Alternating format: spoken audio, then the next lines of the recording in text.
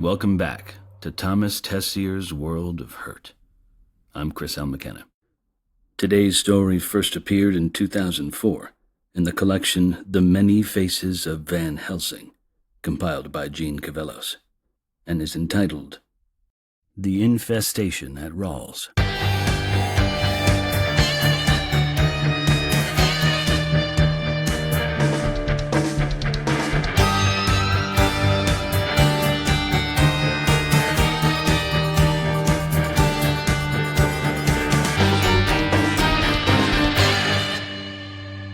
After the unpleasant incident in Regensburg, Van Helsing returned to his home in Amsterdam, but stayed only 2 nights before journeying on to London. He was still angry and shaken, and he felt an urgent need to escape the European mainland, at least for a little while. He believed that a dose of England and his dear English friends would soon restore his spirits and his will, as indeed it did. Within a matter of a few days his nerves settled down and his better humor was in evidence once again. Late the following week, Van Helsing traveled to Margate to spend a few days with his former colleague and longtime friend, Dr. Charles Pollard. They had not seen each other in nearly 3 years. Pollard had moved from London and gone into semi-retirement, more out of personal inclination than in any bow to the exigencies of age. He was still a healthy, vigorous man. Pollard had a curious, open outlook and a lively intelligence. He was quite familiar with Van Helsing's unique perspective on life and the struggles of this world, and he was sympathetic to it in the main. Beyond Herne Bay, just a couple of miles from Margate itself, the train stopped at a tiny unmanned station. The windows were broken. Slate tiles had been torn from the roof, and the grounds were strewn with clumps of litter, green leaves, small branches, and countless twigs. All of this, no doubt, was the result of the unusually fierce thunderstorm that had blasted through the immediate area 2 days earlier. The storm had skirted clear of London, but Van Helsing saw a brief report in one of the papers about the swath of wind and flood damage it had caused in the southeast. The platform was deserted, with no one waiting to board the train or to greet an arriving passenger, nor did anyone step off at this battered destination. The name on the sign was Ralls, which Van Helsing thought he had heard before, although he could not summon any precise recollection to mind. The train idled there for a minute or two and then continued on to Margate. Pollard was at the station to greet Van Helsing. They dined at a very agreeable chophouse in town that evening, and they continued talking well past midnight in the warm comfort of Pollard's book-lined sitting room. In the morning, after a fine breakfast prepared by Pollard's housekeeper, the 2 men were about to set off on a stroll about the town, including a visit to a dealer in rare books and private manuscripts, when a breathless lad appeared at the door. Pollard clearly knew him and sighed. "What is it, Harry?" "Mr. Wingrove, sir, asked you to come right away. Urgent, he said to tell you. Sent me in the carriage to bring you." "I've cleared my day, and now this," Pollard said to Van Helsing. He picked up his medical bag. I'm afraid I must attend to it. Do you want to potter about on your own and we'll meet here later, or accompany me on this errand?" "Of course, I'll come with you," Van Helsing replied. "Then we may carry on as we had planned, all going well." As they rode away from the center of Margate, Pollard explained that his medical duties, though now reduced in time and the number of patients, included treating any illnesses or injuries that occurred among the resident staff and pupils at the Ralls School for Young Ladies. Ah, yes, Van Helsing thought. No doubt Pollard had mentioned Ralls to him sometime in the past, and that was why the name seemed familiar to him at the train stop. Situated in the former country home of a wealthy family that had died out years ago, the Ralls School accepted a small select group of girls each year and taught them how to be interesting.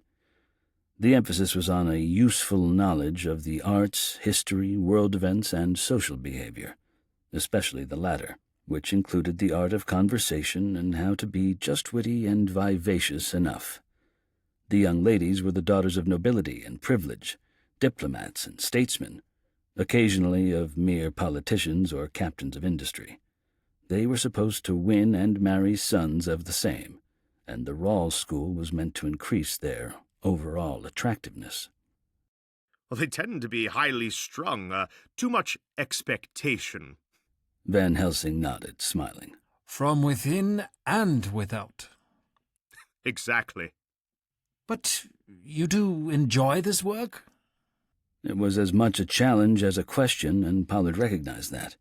He didn't answer for a moment. Bram, sometimes, often I think everything is both interesting and uninteresting in more or less equal measure. Van Helsing didn't respond, and the rest of the journey elapsed in silence. Soon the carriage passed through open gates in a high stone wall. Minutes later, the Ralls estate appeared ahead of them. The main house was a familiar model of the English country home, a long two-story rectangle, 2 wings attached to the central communal rooms. There were a few outbuildings, one of which caught Van Helsing's attention, a church. It was small, no doubt originally the family's chapel, but its exterior had been built as a precise replica of a Gothic cathedral. The detail was impressive. Those who have wealth often indulge in such follies. Van Helsing found it not without a certain endearing quality, the orphan of a lost idea. It appeared that a corner of the roof had collapsed, and 3 workmen were struggling with pieces of broken stone to repair it. A round man with a round head, Dean Wingrove, greeted them anxiously at the bottom of the front steps. Van Helsing wasn't sure if Dean was the man's first name or his title. He had wispy white hair, and he dabbed a cloth at the perspiration on his brow. He quickly led them inside to his office. He accepted Van Helsing's presence as easily as if Van Helsing were not there at all, ignoring him. Wingrove settled himself behind his desk. He tried to speak calmly, but it soon turned into an anxious torrent of words. Charles, one of your young ladies, Miss Emily Barber, confided in a friend of hers, another of our young ladies, that she was carnally assaulted 2 or 3 nights ago. In her room, in her bed. The friend saw certain signs, blood on the bedclothes, bruises and scratches on Miss Barber's limbs, and some swelling in her face, and a change in her usual manner. The past 2 days, Miss Barber kept to herself in her room, attributing it to her time of the month. Earlier this evening, Matron and some of the young ladies who live in the adjoining rooms heard Miss Barber moaning and crying. Matron investigated. Something is wrong. Seriously wrong. Miss Barber is now showing. Pollard was momentarily confused. Showing what? Showing, Wingrove answered in a stifled screech. Well, that's impossible, Pollard said with sudden impatience. Well, she may be showing, but it's not from any assault that occurred the night before last. It could only be from some previous event. And I tell you, Wingrove went on, that a few days ago Miss Barber's physique was perfectly trim, even sylph-like. Her build is naturally slender as it is.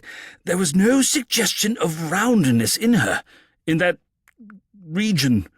Everyone here will tell you that, including Matron and the other students. The ladies each have their own room, but living in the same part of the house together, they inevitably see one another in states of partial undress at times. How much is she showing? Pollard asked. Wingrove swallowed hard. Matron says it is as if Miss Barber were in her 6th or 7th month. Well, good Lord, that much in just a few days. Pollard shook his head.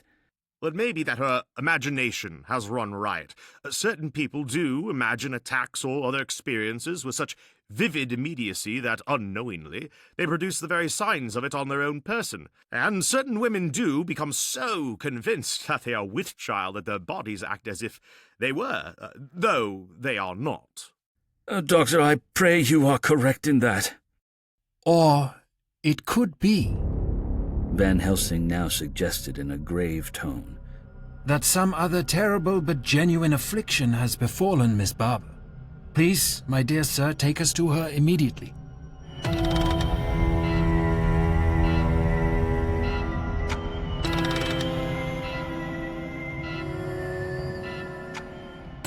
They went to the upper floor of the wing opposite the one that housed the students. Miss Barber was isolated in a room there. Wingrove summoned Matron, who was sitting watch at the girl's bedside. A stout, middle-aged woman with a worried expression, she stepped into the corridor. Any change? Wingrove asked anxiously. Yes, sir. She's bigger. God help us. She sleeps fitfully, wakes for a while, then drifts off again. Matron, the doctor must examine Miss Barber now. I will need you back here again in 45 minutes. As Matron left, the 3 men entered the room and closed the door. Miss Barber's eyes widened when she saw them. She was on a narrow bed reclining on a bank of thick pillows at the headboard. Her legs were splayed out beneath a sheet and a thin blanket.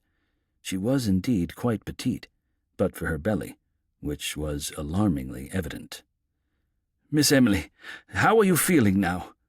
Big! She replied with a laughing groan, like a child who had eaten too much. Very, very big. "Yes. Well, that's why we're here. This is Dr. Pollard, our school physician, and his associate, Dr. Hazelton." Van Helsing. Pollard corrected. "Van Helsing. I do apologize, sir. Now, Miss Emily, the good doctors are going to ask you a few questions and examine you.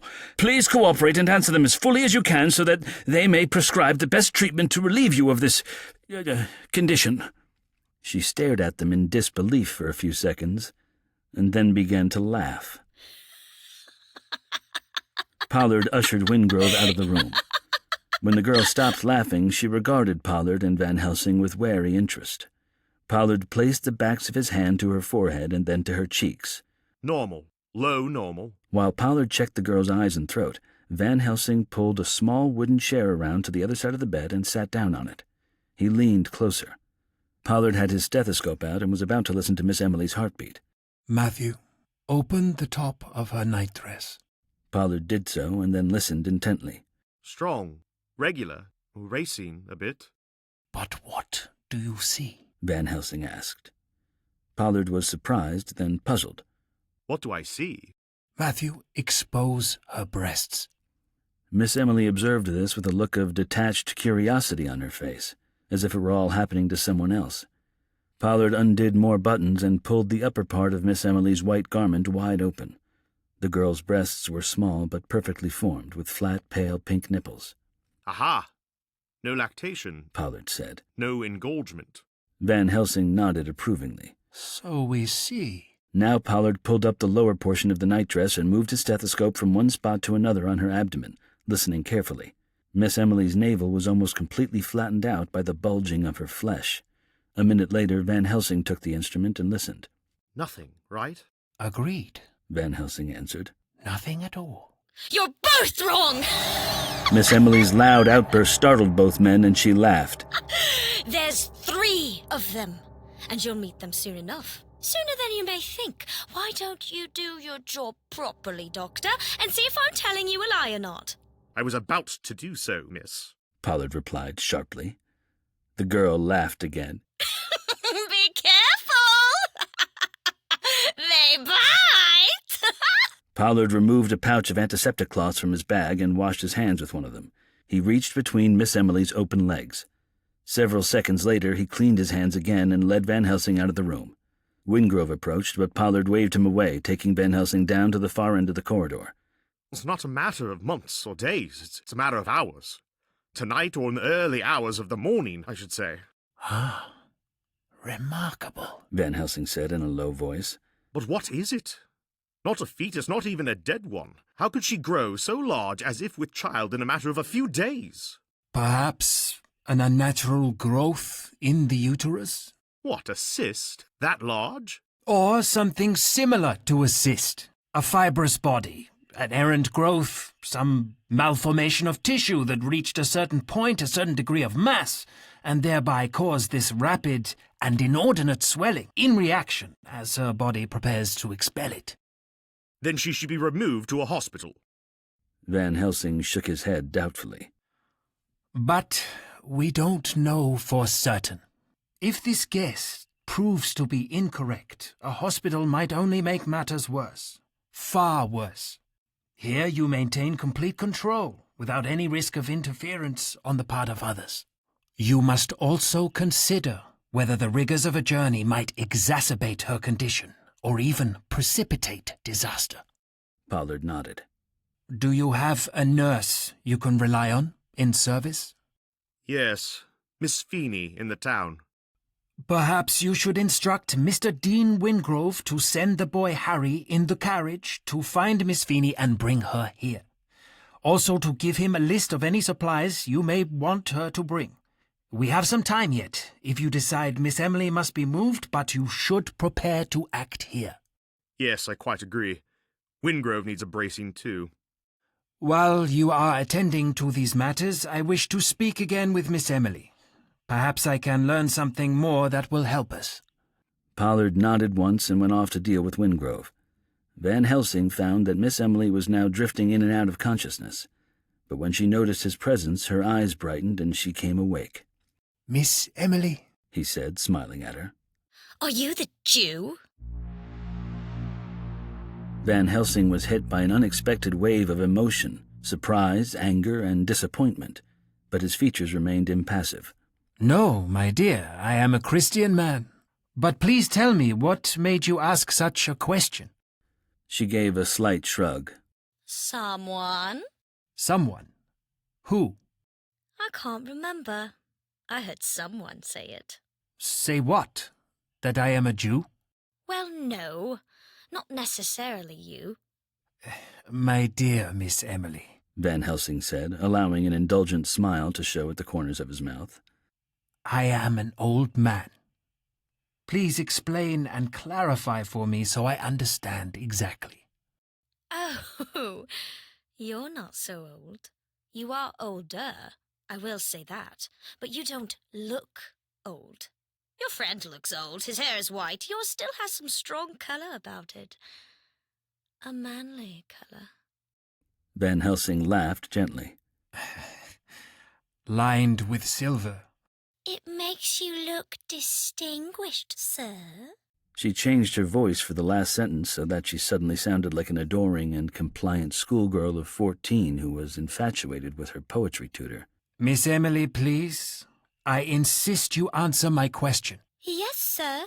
Someone said that a Jew was coming here to Ralls on a mission of great and terrible importance. What would that be? To kill us.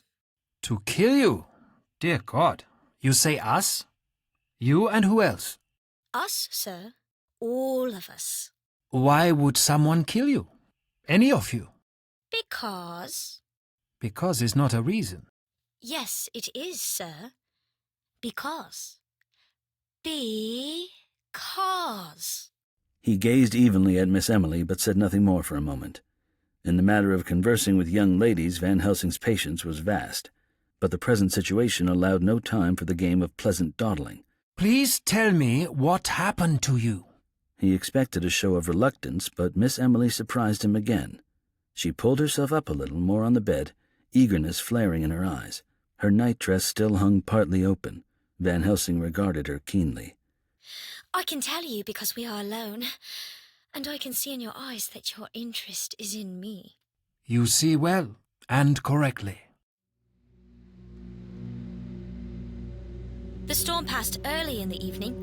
It was fearsome and beautiful in equal measure. So much lightning, such brilliant displays, purple and bluish-white daggers stabbing the air. It even blasted away part of our church. The thunder was deafening at times. The windows hummed, and we thought they would explode. The rain sounded like thousands of tiny pebbles hurled at the glass. Again and again, one volley after another. From the front entrance, we could see it spattering up gobs of muddy gravel on the drive. Miss Emily paused a second to catch her breath and then went on. The temperature was cool, but not unpleasant, so I left my window open when I retired for the night. In the darkness, some hours later, my lord came to me through the window. He scaled the wall and possessed me. I could not resist, nor did I wish to do so. The expression on her face was proud and defiant. Who is he? I could see little of his features, but he was beautiful. His skin was like leather, his body far stronger than a man's. His tongue was long and thin, but wonderful in the sensations it awoke within me. His male part was as large as I could bear, and it was as smooth and hard as polished stone. Doctor, I adore him, and I bear the fruit of his seed. I ask you again, who is he? One of those blind to God's light, set free! Miss Emily! Look, Jew! She pulled the blanket and sheet aside, tugged the hem of her nightdress up until the round expanse of her belly was visible. Van Helsing stared at her, and he saw the movement in her flesh, like a strong ripple in placid water. He put his hand on it and felt its kick, its strength. Miss Emily smiled boldly at him, but her eyes closed almost at once and her head fell back on the pillows. After a moment in which Van Helsing sat still, watching as she breathed quickly, her body tossing restlessly. He put her clothing back in place, covered her again with the sheet and blanket, and left the room. In the corridor, Matron approached. Van Helsing told her to resume her bedside vigil. He also asked her how he could find Miss Emily's room. It was on the same floor, but in the opposite wing. Van Helsing made his way there and let himself in. It was not large, but comfortable, by no means Spartan. After a quick look around, he went to the window. A simple latch to open it, a spiked arm to hold it in place. He leaned out and looked down. 2 floors below, the ground fell away sharply from the house, providing insufficient angle and hold for a long ladder. The construction of the exterior wall was such that any man would find it exceedingly difficult, if not impossible, to climb. Van Helsing looked closer at the stonework immediately beneath the window. He saw separate rows of thin but clear and sharply incised lines at certain intervals. He turned and leaned out of the window so that he could look upward. He saw the same scattered marks on the stone above, shallow but unmistakable. Finally, Van Helsing took in the general view from Miss Emily's window. The rolling park-like grounds, the long gravel drive, the reflecting pond, and the church. For a moment he watched the workmen in the distance. They stared at pieces of the broken stone on the grass, stared once again at the damaged corner of the church roof, and then conferred amongst themselves. It seemed likely that Wingrove and Pollard could be found in Wingrove's office, but Van Helsing was in no mood to join them yet. He made his way down the stairs, out of the building, onto the grounds, and he walked toward the church. He sat down on a flat, protruding rock near a clump of birches and lit a cigarette. His hands shook. He watched the workmen beside the church. In Regensburg he had encountered evil, masquerading as reason and enlightenment. Van Helsing had been invited to address the philosophy faculty. He had nearly reached the midpoint of his discourse on the many guises of evil in the present time when some of the students, and teachers he recalled bitterly, began to chant and shout at him, accusing him of promoting old superstitions and Jewish thought. He was a Jew, or a Jew lover, who wanted to drag Europe back into the Dark Ages. Van Helsing's heart felt crushed to hear such things in a faculty of philosophy. His attempts to answer them were lost in the growing derisive clamor. They were blind to their own ignorance and unreason. Finally, he abandoned his futile efforts to communicate with them and walked out of the lecture hall. Evil came in many shapes and guises, sometimes human and sometimes other than human. Christians and Jews were allies in the struggle against evil, but the ancient division between them was the devil's own playground. Evil nurtured the growth of ignorance, fear, and suspicion, the better to spread hatred across the face of the land and turn the day itself into unending night. Was it a coincidence that Miss Emily asked him if he was a Jew, so soon after his bitter experience at Regensburg? Or was the demon who possessed her speaking through her, taking the measure of Van Helsing and trying to stir up a turmoil of emotions within him, thereby distracting him and diffusing the precise focus of his attention? He could not allow it.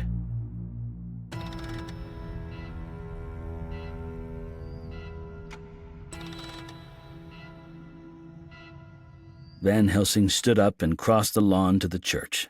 He gazed down at the scattered pieces of broken stone.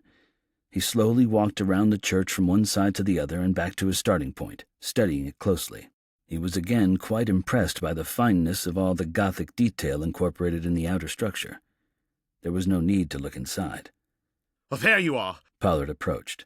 What are you doing? I looked for you throughout the building. I'm concerned. Matthew, look here. Van Helsing interrupted, pointing to the damaged area of the church. In the storm, a lightning bolt struck there, and it shattered a stone gargoyle similar to the ones positioned at the other 3 corners.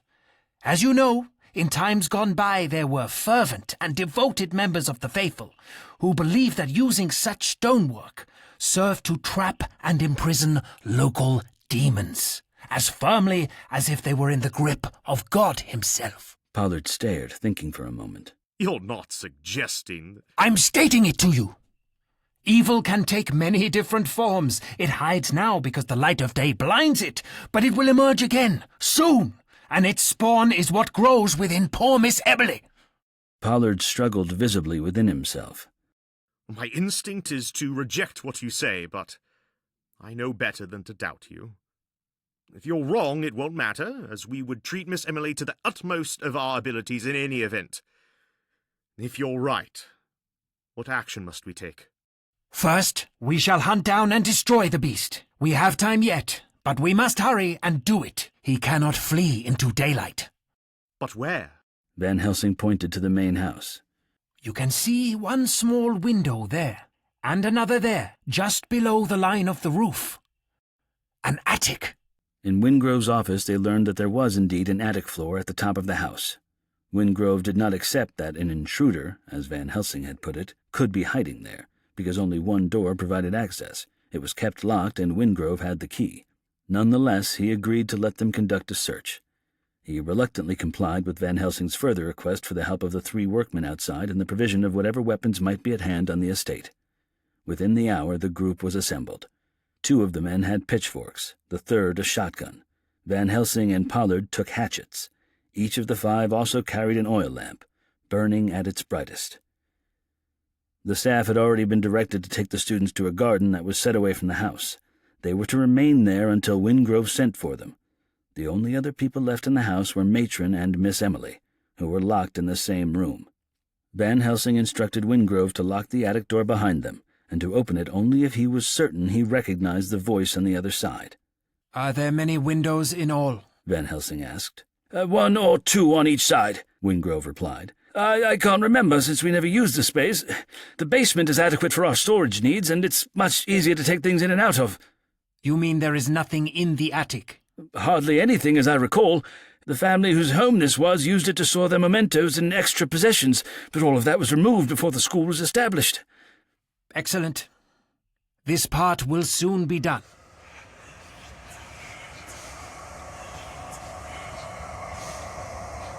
He led the party up the inner stairs and heard Wingrove dutifully lock the door below.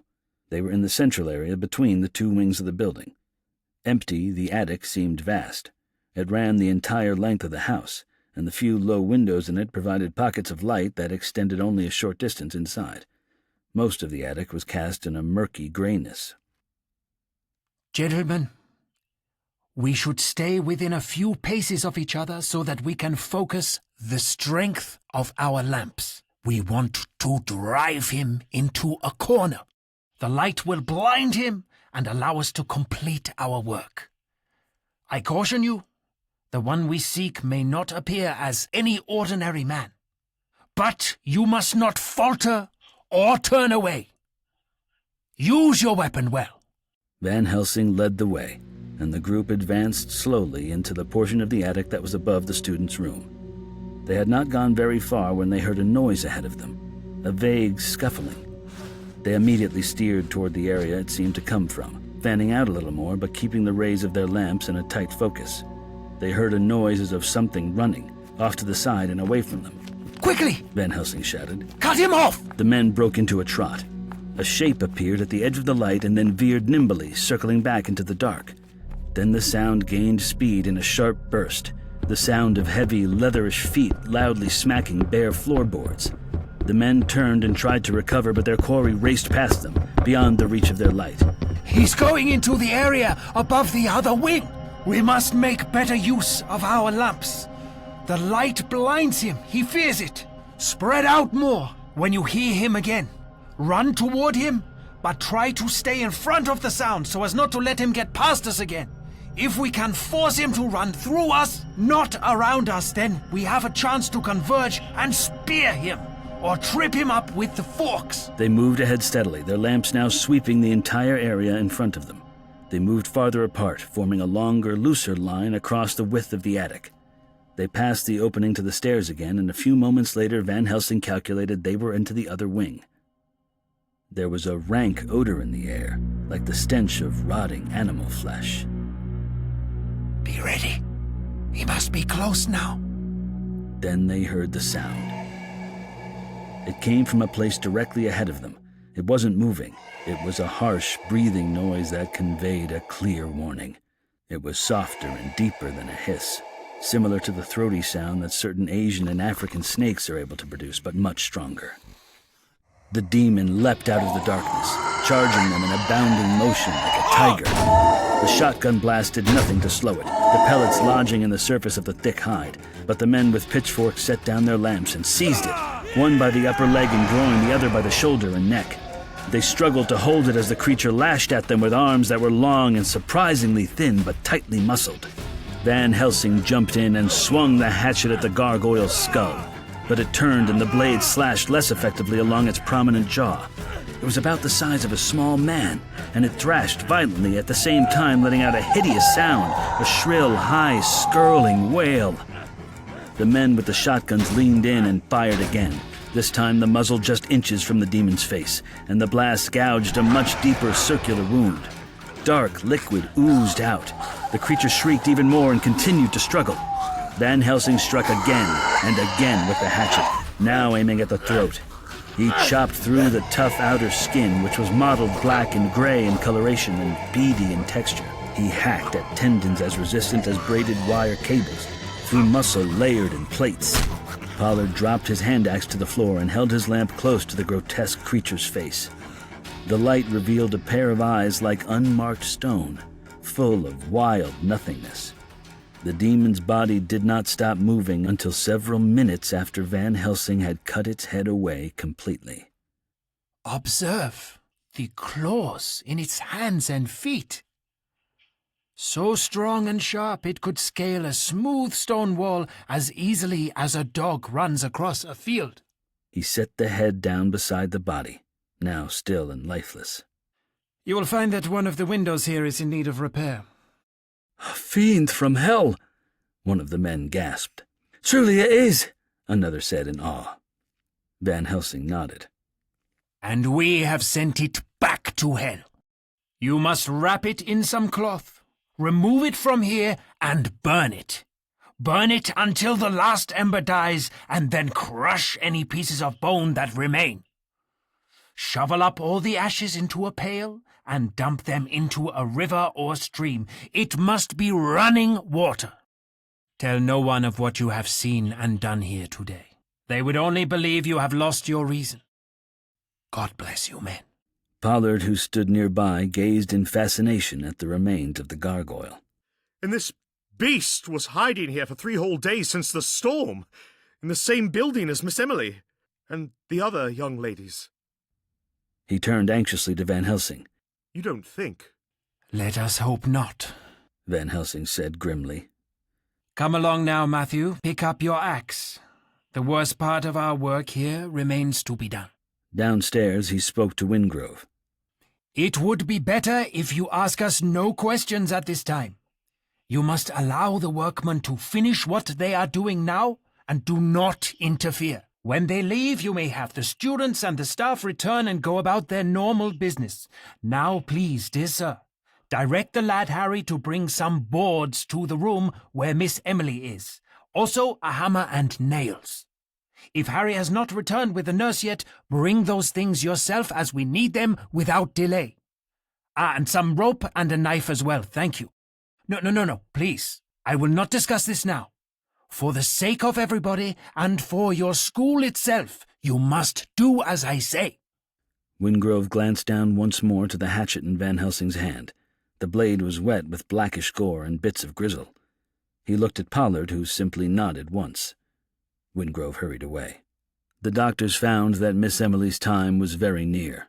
Matron was asked to leave as soon as Nurse Feeney arrived. Pollard took her aside to let her know what to expect. She turned quite pale, but then nodded firmly. It was dark outside when Van Helsing finished boarding up the only window in the small room. He checked the lock in the door and found it adequate. Miss Emily was now in a state of restless delirium, her body twisting and shuddering. She cried and moaned in an unnerving, high-pitched voice. Van Helsing cut 2 pieces of the rope and tied her wrists to the bedpost on the headboard to ensure that she would not be able to attack them. Keep your wits.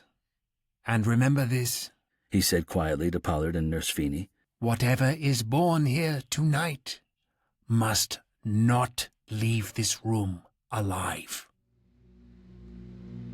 Then he sat on the wooden chair beside the bed and watched the girl in silence. Shortly after 8, Miss Emily's water broke, a sickly grayish fluid that gave off a foul smell. Layers of towels absorbed most of it. The girl shrieked and struggled against the ropes, kicking wildly. Pollard and the nurse each took hold of a leg and used their bodies to pin them back. A black, speckled gray hand reached out of Miss Emily, dug its tiny claws into her flesh, drawing blood, and pulled itself from her body. The vile creature emerged quickly, about the size of a small dog, but with the grotesque look of a willfully deformed human. Van Helsing seized it before it was completely free of its host mother and smashed it on the floor. Holding it down with his shoe, he cut it in half with one blow of the hatchet. He turned back to the bed in time to see the second one leap at Pollard's face. The doctor fell away, screaming. Miss Emily began to kick her free leg at Nurse Feeney. Van Helsing stepped around the bed and snatched the gargoyle away from Pollard's face. His cheek was torn and blood flowed from the ragged wounds. The second demon squirmed, bit, and clawed savagely at Van Helsing's hand, but he dispatched it as he had the first. Then he swung the hatchet and hit Miss Emily in the head with the flat side of the blade, rendering her unconscious for the moment. The third beast was not yet free, emerging feet first. Van Helsing used a hand towel to grasp it and pull it out. He was horrified to see a mortal rush of blood pour out with the ugly creature, splashing into the air and onto the floor. The claws of both the demon's hands had clutched and dragged a portion of Miss Emily's entrails with it in its birth. Van Helsing hammered it several times, then turned the hatchet around and chopped it in two.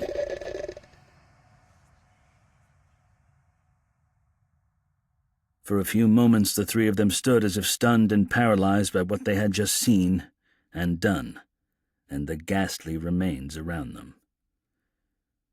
Whether it sprang out of the darkness to prey on the weak and innocent, as here at Ralls, or it coiled its tendrils from within to shrivel and corrode the hearts of ordinary men, as at Regensburg, evil was the same, unforgiving, savage, and utterly relentless in the pursuit of its own fulfillment. And what is that ultimate impulse of evil, Van Helsing thought, if not a profound, incalculable hatred of life itself? The days will dawn, the sun will still shine, but the invisible darkness will slowly leak through and gather strength until it shows itself again. He looked around. Nurse Feeney had been kicked several times, but was not seriously injured. Pollard might bear scars, but he was not in danger. Van Helsing went to the bed and checked Miss Emily, though he already knew it was pointless. Her heart had stopped beating.